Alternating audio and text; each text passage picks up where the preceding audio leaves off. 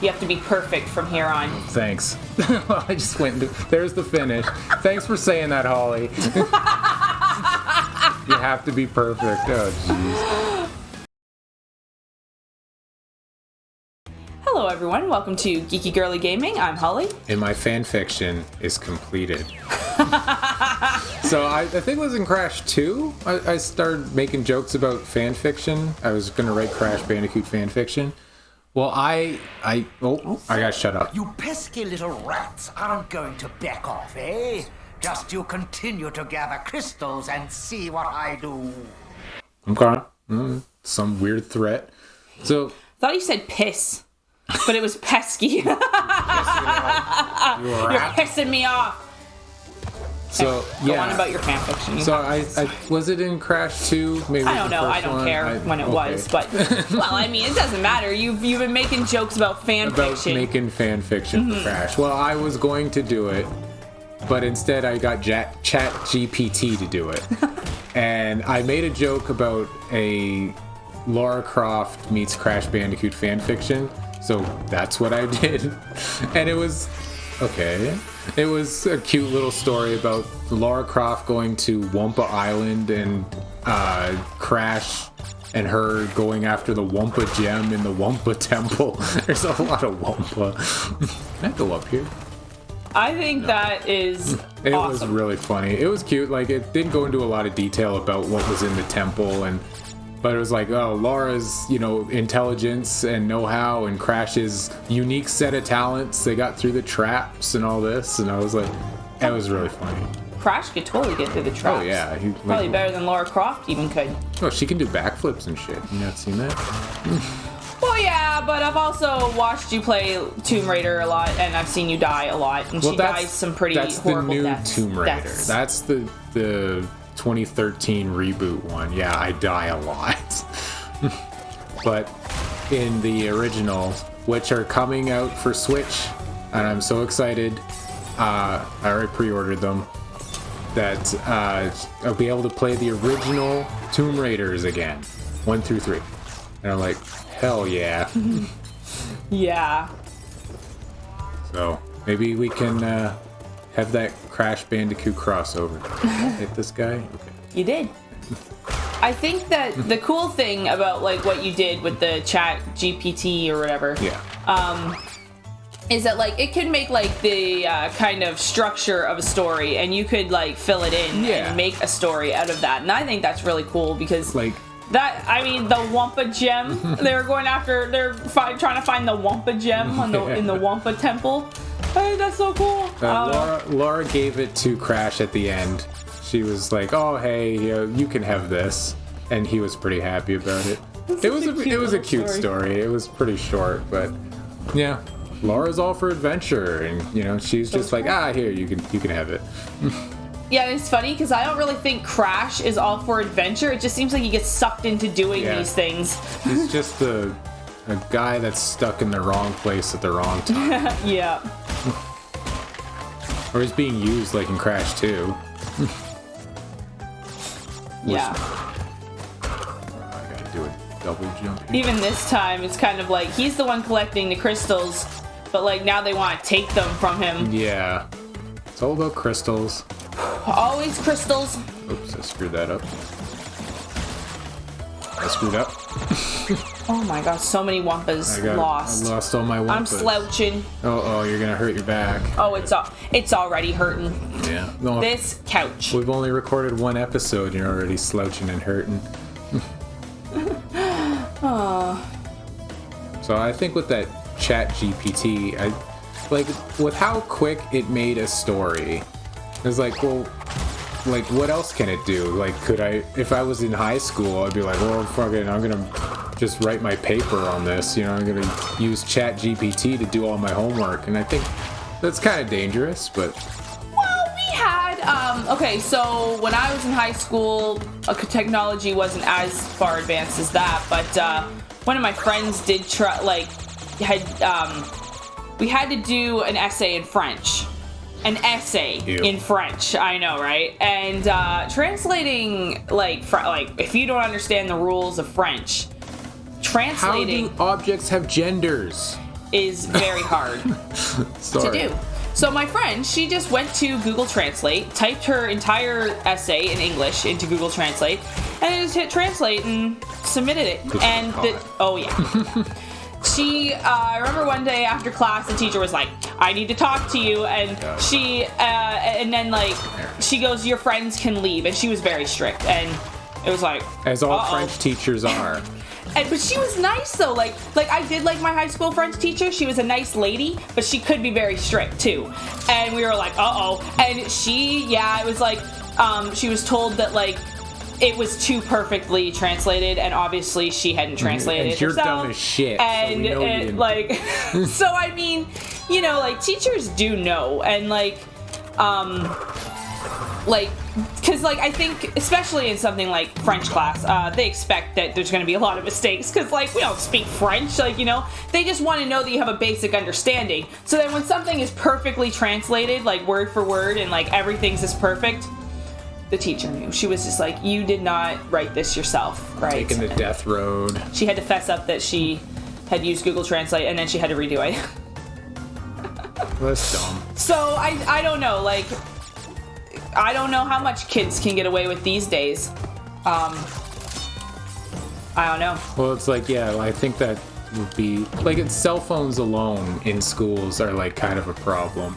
So I can see like, you know, GPT being like being a major problem. It's just go home and generate an essay. Just say, I want it to be about this, and you go ahead and come on, you stupid thing.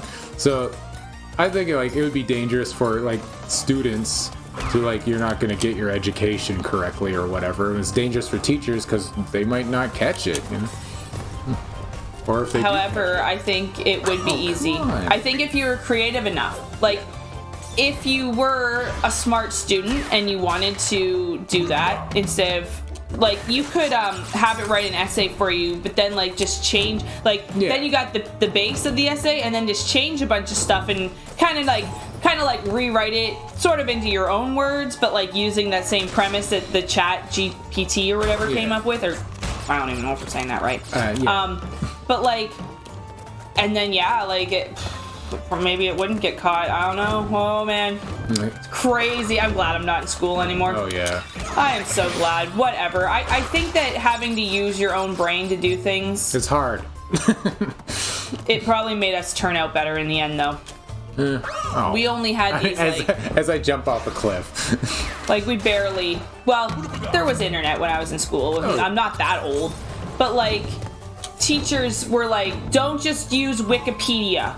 You know, like if you go on Wikipedia and just steal stuff from there, like you have to cite your resources and stuff, but like, you know, don't just word for word it off of what you find on the internet. But like even in elementary school when the internet wasn't that big of a thing, and we had to use those like big ass like encyclopedias to like find information, they were like, don't just copy the sentences right out of the encyclopedia. Like, it's like, but it's all make right, it your own. But it's all right there. Like, yeah. But I'm glad that we were forced to actually use our brains. No offense to, I'm not trying to offend. I'm not saying like I know some Gen Zs who are like really smart people and stuff, but like I just think that, you know, it's good to be creative and use your own ideas and stuff, and it's good that we were forced to because we didn't have technology back in the day. Talking a lot about technology. Yeah. These last couple episodes. How's this level going? Well, this guy would go away. It'd probably be better. Genie Johns. Genie Johns. Johnny. Yeah. Imagine doing that all day and then some Bandicoot just comes up and smacks you like that. Yeah, I'm gonna see if he'll run into this. It'll be funny. I started talking about something yesterday with Brent. That I told him I was going to come back to it, and then I didn't, so I'm going to talk about it now. Okay. We were in the car, and we were listening to music, and Billy Don't Lose My Number from Phil Collins was on. Is that Phil Collins or Genesis? Yeah, what's the difference? What's the difference? Like, it was both Phil Collins. Yeah. And I was like, man, what is Billy Don't Lose My Number about, right? Like, it's like, it sounds like this guy who, like, committed a crime in like self-defense and then ran away, right? Like that's what the song sounds like to me, right? But then it got me thinking about like other Phil Collins songs, and I was thinking about In the Air Tonight, and I said, you know, In the Air Tonight sounds all like a romantic song or something. It's not though. Like it's really not. And there's this theory that the song is about like he wants to like kill the guy that his wife cheated on him with. And I think that if you... Oh, another race. Yeah. I think that if you listen to the song Misunderstanding by Phil Collins and then listen to In the Air Tonight, there's like a direct like link. Like In the Air Tonight is like a sequel to Misunderstanding. And I don't know. I think it's like the coolest thing. I don't know why. And I've been thinking about this all day because I've had Misunderstanding like stuck in my head, right? But so in the song Misunderstanding, right? Like he's supposed to go on a date with like this woman or whatever, right? Like I don't know if it's his wife or his girlfriend. I guess girlfriend probably, right? And they're supposed to meet up for a date, but she doesn't show up, right? And it's like, I waited in the rain for hours and you were late, right? And then he says like I called your house and got no answer. Jumped in my car, I went round there, and then he says, I still can't believe it, he was just leaving, right? So he like caught this like woman cheating on him, right? Like the side guy was leaving her house when he was, so he's like, oh, so this is why, you know, you didn't meet me for our date because you're sleeping with this other guy, right? So then In the Air Tonight says, it's like, well, if you told me you were drowning, I would not lend a hand. I've seen your face before, my friend, but I don't know if you know who I am. See, because he saw the guy leaving his girlfriend's house, right? So he's seen this guy's face, and he's like, if you drown, I wouldn't save you, buddy. Like, you're banging my girlfriend, right? Or my wife or whatever, right? And, like, there's nothing romantic about telling someone that you wouldn't save them if they were drowning. Yeah. And so, I don't have my phone. Dang. You never have your phone. I know. I never have my phone. You're on your phone all day, but then you never have it. I was gonna actually like look up the lyrics, right? But yeah, like it really sounds like in the Air Tonight. Oh man, I gotta think this through a little bit. Not think this through, but I gotta like think about another line. Oh, we're good. We're good. What? Oh, you still have time to try again. I was checking the time. Checking the time on the video. We're all good.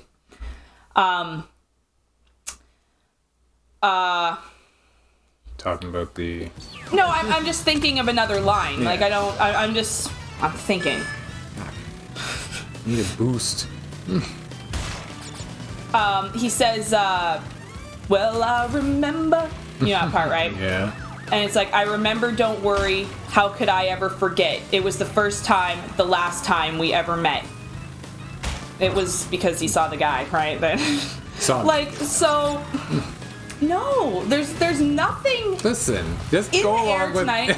There's nothing sexual about In the Air Tonight. Okay, like it is like a song. Like he just wants to go after this guy that he saw leaving the girl's house in Misunderstanding. Believe me, if you looked up the lyrics and everything, they totally relate. What are you gonna say? I thought we were talking about Billy Don't Lose My Number. Well, that was what... No, we weren't, though, because Billy Don't Lose My Number was the song that started me talking about Misunderstand. I was just talking about, like, Phil Collins songs and how they kind of always have, like, a story to them. Yeah. And, like, it's kind of vague, though, like, you know, but, like, there's enough that, like, you can get, like, ideas of what he's singing about. But I don't know. I really like Phil Collins songs. I mean, Phil Collins, like... I don't know. I like Phil Collins songs. They're fine. I got nothing against them. It's just not my number one go-to, you know, on the radio. Like, oh man, Phil Collins is on. Crank that shit. How do I even drive? I don't know. Anyway, that was just something that I had in my mind. Yeah. Oh my god, I can't stay on the road. I can't finish the race. I suck at this. There is another line too, and I'm just like, I'm kind of I'm racking my brain right now, because when you're focused on something else, like I'm watching you play this, and then I'm trying to think of song lyrics too. If I had my phone, I just looked them up. And again, we're back to the whole technology is great thing. We can just look up anything. So that was another thing when I was a kid.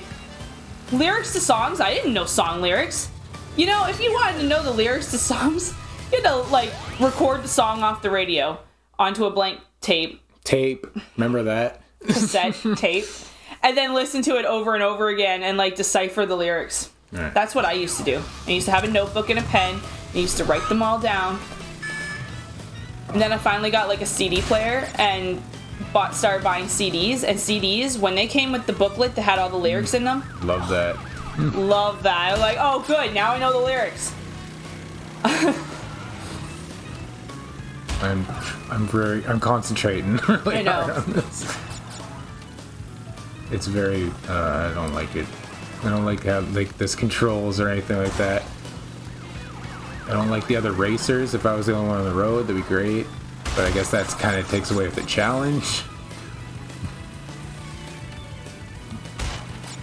I'm trying. Why am I on a motorcycle and they get the fucking cars? It's not fair. Motorcycles should be faster. You think so? Well, they accelerate faster. It's like I'm not even wearing a helmet. Crash. This is setting a bad example. Third. It's not bad. See how long I can keep it.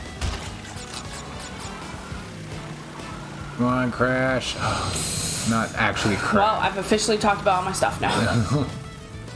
I know I had, like, something else, too, but, well, I do. I have it sitting in front of me right now, but oh, yeah. I'll save it for the next episode, because we're a little over time on this, so... I'm almost done. Yeah, I know. And you're in second. You gotta jump over this, John. Oh! Wait, I got it. Okay.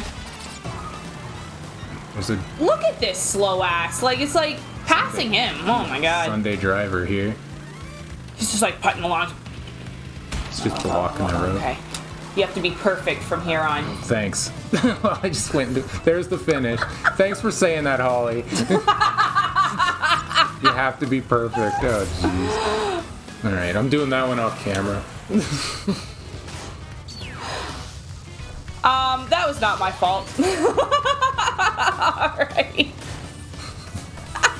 It's not your fault. Well, thank you so much for watching. Hopefully you enjoyed this episode, and hopefully you're enjoying the series. And if you want to check out the whole series, there's a playlist on our channel, and along with playlists for everything we've ever played. And if you like what you see, please subscribe, and we will see you on the next one. Take care. Bye. Drive safe out there.